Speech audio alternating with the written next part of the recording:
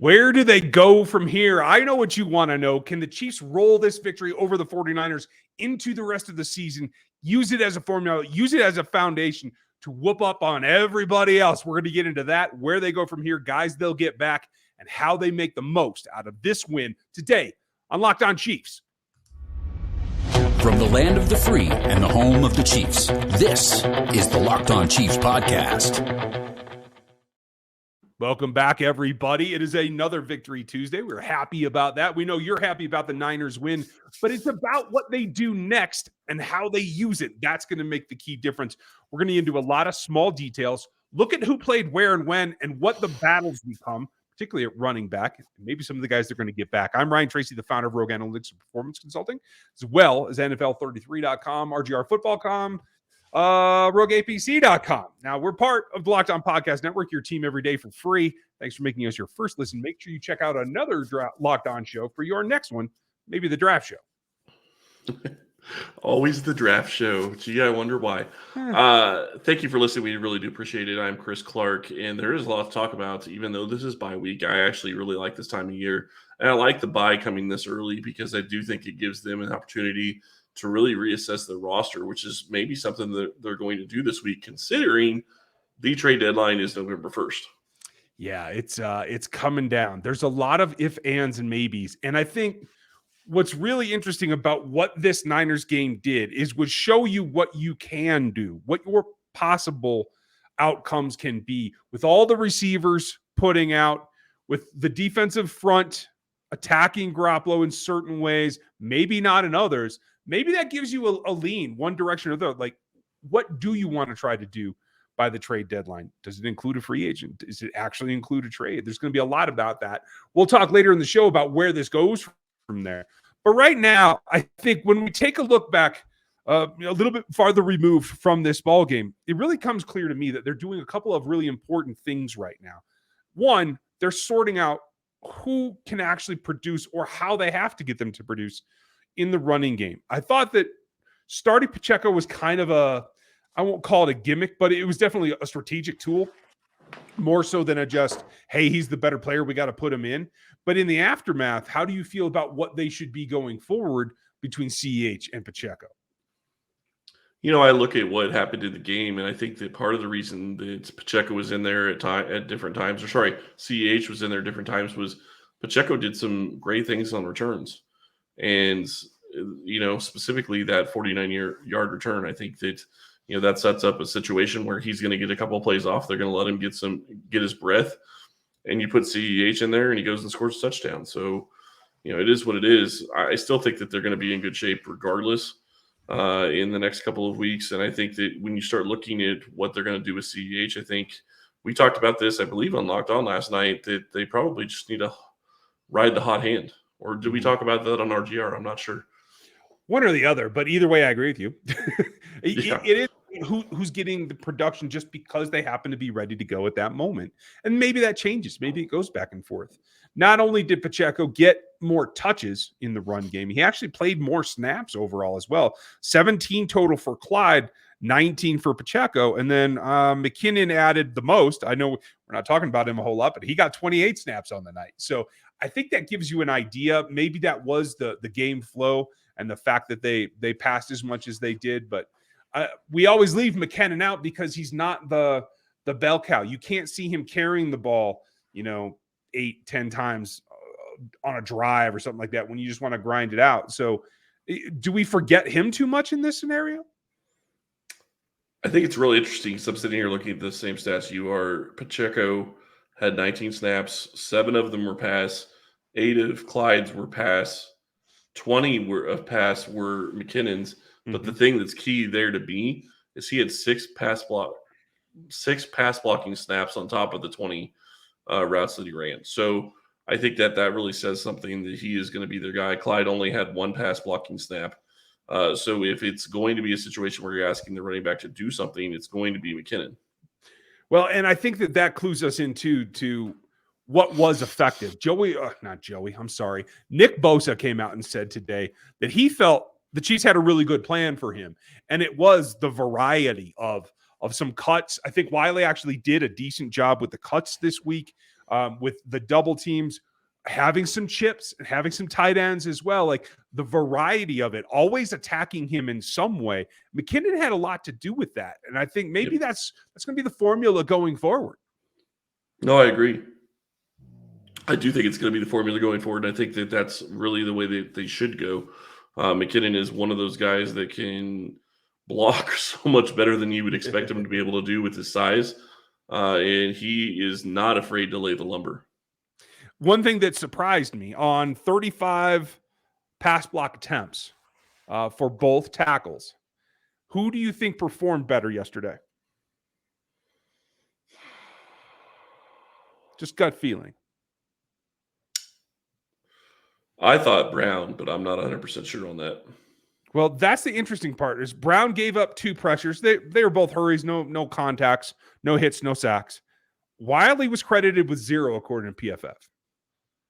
I thought maybe that was a little bit different. At least I remember at least one play where I thought that would go down as a pressure on him. It looks like they credited that to Patrick himself. But that's really interesting on what might have been, I can't say that, the second most lopsided matchup of the season, Von Miller being the biggest one. Wiley looked like with that type of help, with a little bit of chips, a little bit of tight end work, and mixing and matching how they choose to attack them, looks like that made him functional. And I feel pretty good about what he did yesterday. Yeah, and the one question that I have and the one caveat I would have is that Nick Bosa is coming off an injury, and an ankle injury, I believe, is what he was dealing with, which is going to change his get off a little bit. So, and he seemed like he was going against Wiley all the time from what I remember. It was pretty predominant from what I remember as well. So, hey, point being is whether that's the case or not, I think it gives you the basis of a formula for how you can help Andrew Wiley going forward through the rest of the season. And if you guys want some help, that's a big question. It is. No, like we'll talk about who might be coming back here after the bye in the next segment, because if you want some help, we know a good way to do it. Now a word from our sponsor, BetterHelp. And sometimes that's what you have to do. You have to reach out and get some help for you, whether it's problem solving, whether it's adjusting your attitude, whatever you need to do to learn from new situations, to apply new things to your work life, your personal life, whatever it is.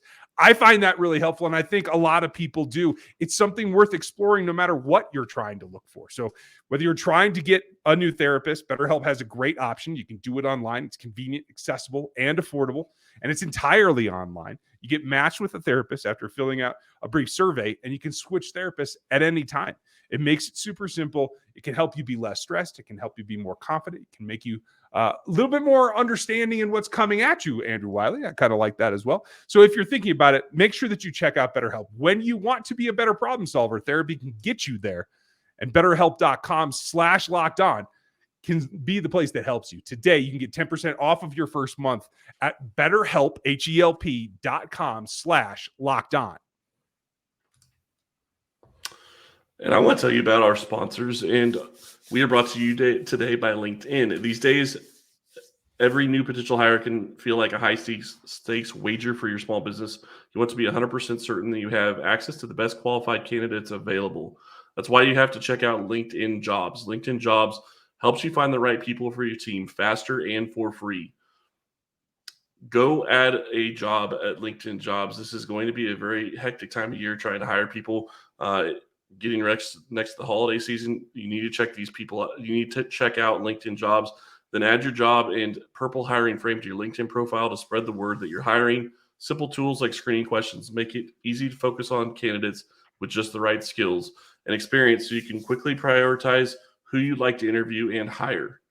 It's why small businesses rate LinkedIn Jobs number 1 in delivering quality hires versus leading competitors. LinkedIn Jobs helps you find the qualified candidates you want to talk to faster. Post your job for free at linkedin.com/lockedonnfl. That's linkedin.com/lockedonnfl to post your job for free. Terms and conditions apply. Now, when we look at how you build upon the success here, I think there's a couple of nice things coming down the pike in the form of returning players. But a bit of news before we get to that. Therese Fountain has been given his releases. Apparently, there is a lot of other interest. We got that from our source, Matt Derrick at ChiefsDigest.com. You can always check him out over there, and he'll be on the show tomorrow. We'll get a little bit more detail on that. It looks like Fountain has some interest to be on the field rather than a special teams role. Kudos to him. He's been done a good job and been somebody that can really help this team. So glad to see him get another shot. But he's not the only one. Yeah, my question with that is, and this is where I'd be really curious to get Matt's opinion if we get more information. Any team at any time can sign him off the practice squad. So the only thing that makes sense to me as to why they had to release him versus some team just signing him is some team is going to sign him for a game or two, and they're not going to do – they don't want to do the mandatory 3. See, I took it the opposite way. I took it as they didn't want to rely on the Chiefs medical, and they wanted to actually sign him the 53 for a good contract, and they want to do their own evaluation. Who knows? Could be that too. Yeah, we will find out here pretty shortly, because if it's on the hook, it should happen pretty quickly, and we'll find out the next week. We'll get Matt's input tomorrow, folks. But he's not the only other guy moving around. The Chiefs are going to get some players back, and we're going to talk about all the additions that could come back to the secondary, what that's going to look like here coming up in a bit. But you teased another one in the last segment that I think's probably more important as to this whole scenario that we're talking about. How can you help the tackles out? Well, there's one easy way, right? Yeah. And that is in the form of Lucas Niang, if he can come back and play. And that's a big question. Is he going to be able to come back and play? And when's he going to be available? What was it, a patellar tendon? Yeah. Well, it's never released. That's our suspicion. Okay. In both knees. It wasn't just one. I believe it was both. Or I don't know. I know he had some really bad injuries with both of his knees. So you're sitting here in a situation where it's a year recovery time. Yeah. He's a very large man with a significant injury. Yeah. Well, and that's the question is it a situation where he's going to be able to come back and play this season? And they have as far as I know, most of the year since he's not. Well, no, they have till what? It's the PUP list. So I think till week 9 or 10, I think that they can activate him from PUP and give him the time that he has to be able to practice to see whether he can come back. So it's a little different with him. He's not coming off IR. But that would be a big get if they can get him back. Go ahead. Correct me if I'm wrong, though. They can come back, designate him back off of PUP, and immediately put him onto IR for another 4 weeks, right? I would think so. I'm not 100% sure on that. And I apologize. When I was thinking it was both knees, that was not Lucas Niang. I was thinking about another offensive lineman that came in and played for Kansas City a couple of years ago. So I apologize on that injury. What year is it, Chris? Yeah, well. Hey, the offensive lineman I was thinking about was an interior player, and he was playing very well for the Chiefs at the time, so it was a huge loss. Yeah, fair enough. Niang, you guys remember when this happened? I told you the bye week, mid-season, about as early as it could happen. Just the fact that he could come back from PUP does not mean he'll be in game shape to play. So that's why I mentioned the IR rotation. You could clear him from PUP and say, okay, he's recovered initially from the injury itself, done the rehab, he has his range of motion, maybe he has some strength, but he doesn't have any conditioning. If he does, I'd be very, very impressed that he's been able to condition with this time frame during the early part of the season. So I could conceivably see that he comes back, goes back to IR for another 4 weeks. So don't be alarmed if that happens, because he's got to get into playing shape, get his legs underneath him. Then I think we can talk about maybe it's a stretch run for Lucas Niang. Yeah, possibly. And it's a big question whether or not he's going to be able to step in, and they would even offer him a chance to have a chance at starting. Because at this point, he jumped into the starting rotation and moved from right to left tackle last year and got injured pretty much immediately. So yeah, he has an injury history, and it's questionable whether or not he's going to be somebody that could come in and be effective for him right now. Well, and luckily they have 2 tackles that, whatever their issues are, they are playing a ton of snaps. Trey Smith and Wiley did play the majority of the snaps. Unlike Travis Kelce, who I was nice to see, folks, he played 80% of the snaps yesterday. Got a little bit of a rest. You saw Jody Fortson get more. So it seems that they're working some of the vets in. Hopefully they continue that. And Lucas can kind of pepper in with the tackle group. And I think that will probably help him ease into it. You just, like you said, don't want to see another re-injury. Yeah, and so I just got clarification on the PUP list rules, and I believe these are the ones that are in effect right now. Players on the PUP list may not practice or play the first 6 weeks of the season. After the 6th week, the player must be allowed to return to practice, placed on injured reserve, or released within 5 weeks. If the player returns to practice, the team has 3 weeks to decide to place him on the active roster or on the injured reserve list, which means he would have until officially to start practice week 11, I believe, based on these rules. And then he could still have 3 additional weeks. So it would be basically week 14. Yeah. Now, the thing I would argue when you start talking about putting him on IR, I think they could. I don't see them wanting to do that because they have only so many that they can use in one season. Fair enough. That changed this year. Yeah. Okay. So that does complicate it. So, hey, if they have that long, maybe they can just drag it out until he's back into playing shape. If he is indeed able to practice after this bye week, we'll give you guys an update when we know more about that. Likely it won't be until after they start practicing next week. So just hold your thoughts on that until we have confirmation, but we'll get there.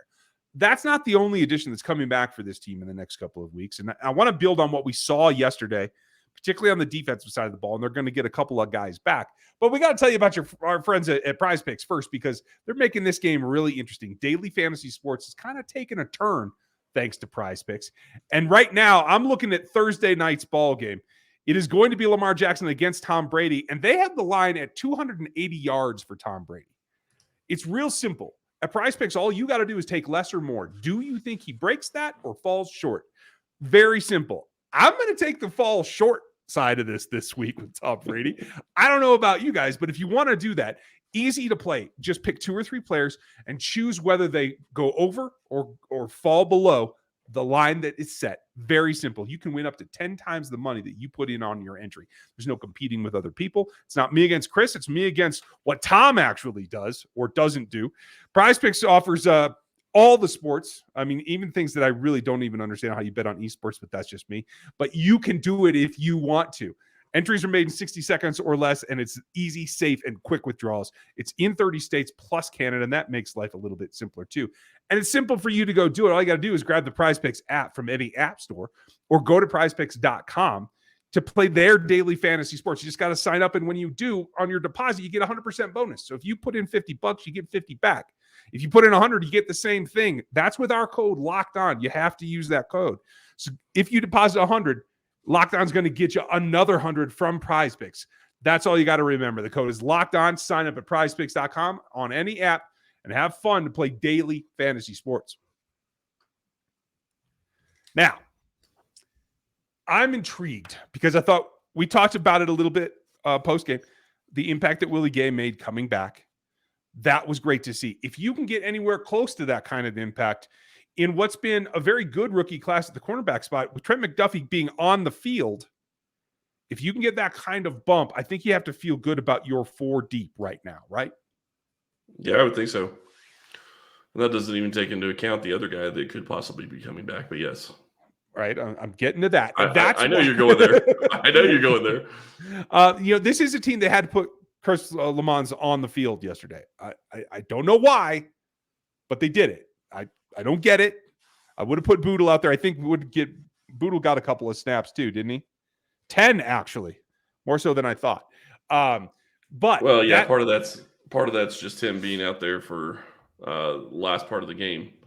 Lamons had 11, so Boodle and Lamons both had the same number. It's Lamons. You're right. I apologize. I can never get that straight anyway. Yeah. But that said, if you feel good about your top 4, and that is including 3 rookies, and I would put McDuffie right up there behind Snead, then Watson and Williams. I thought Williams played up and down yesterday again. Again, he had another play where he only got 90% of it done, and that's why he gave up that late second turnaround for a big catch. I still feel good about him, and that allows me to make this change. I don't think, and I want to double check this, that Cook played as much as he had. He got 24 snaps yesterday. I think Bush was out there for a good bit as well. And I think that's where I'm a little bit concerned. Bush played 9 is what it was. I wonder if it isn't possible that with Rashad Fenton coming back as well, that's who you're hinting about. Can he play a hybrid role? Does he have to come back at corner, or can you work him into maybe the box area in the safety role? Maybe I do think it's interesting that you question whether or not Brian Cook should be playing more, because it looks like if I go back to week 4, he had 47 snaps. So, I mean, he was half of what he was. Right. And that's interesting to say the least to me. Now, I don't know if that's Obviously, injury that's going to recovery be, or assignment problems. yeah, and that's exactly where I was going with my next comment was, is it a question of who they're playing and the different types of defenses that they're playing? I mean, that could be part of it. 47 snaps looks like that was his highest on the year by far. So it looks like week 4, that was just one of those, maybe a little bit off. First week 1 against the Cardinals, he had 22 snaps. Mm-hmm. So, I mean, that's interesting because I would not have expected him to have that type of variance week to week. Yeah, it's a little concerning. Like 22 week 1, like you said, 47 week 4, then 11, then 24. He did miss week 6 in between with the concussion protocol. So that's why I question is, could you bolster that a little bit? You didn't feel like you wanted to give Bush a ton of reps, played just 9. So like I wonder if you're going to put your best 6 DBs on the field, does that not include Fenton maybe just not at the outside corner role? Potentially. I think it's going to be interesting to see what they do with the CBs. I think Jalen Watson's played very well. Fenton has struggled at times when he's been on the field. But I think that you also have to take into account that it's the other guy that they're not throwing at. Generally, when they're throwing at Fenton, is they're not throwing at L'Jarius Sneed. And that makes a lot of sense to me. So he's going to have to be the guy that is going to get picked on a lot. But it's the penalties that really have made people question Fenton, I believe. Yeah, fair enough. Wrapping up this ball game, I do want to mention a couple of things. Frank Clark, Chris Jones earned their money. They led the team in not only 2 sacks apiece, but 4 pressures apiece. The guy just behind that was George Karlaftis. So kudos to him. It is not like the spring bendy around the edge guy, but he's crushing the pocket and he's putting pressure on the quarterback, helping the whole rest of the defensive front. Just behind him was Colin Saunders with 2 pressures and that sack. Really happy to see what Saunders is doing. And now I think with the opportunity, because Dirk Wharton has been playing snaps, I think that they can slowly move him up. I was not happy with Stallworth's efforts. He did get called for the penalty. Didn't look that great to me. I still feel like they're a little bit thin. And if we're talking about trade deadlines, it's not just edge, but they could do a DT if they feel that they can get a push up there. Yeah, definitely going to be something to look at. I think that they're going to need to figure that out. And the big question that you would have is, can they get a DT that can supplement what Jones does? If they can, then that's something that I think that they have to look at, just because you always need pass rush. But the other problem is interior pass rush is almost as expensive as exterior pass rush. So, I mean, it's going to be expensive either way. Yeah, let's look rookie contracts, folks. Hope you enjoyed this. Hope you're enjoying your Victory Tuesday here. Make sure you check out Locked On Sports today, because they have all the major stories, some Chiefs related when the Chiefs are doing well. That's on their own feed. Check it out anywhere on Odyssey or wherever you get your podcasts. We're going to be back with you tomorrow with Matt Derrick to see what this team needs to do going forward, get a few more details. So do not miss it. Thanks for spending this time with us today, and we'll talk to you tomorrow.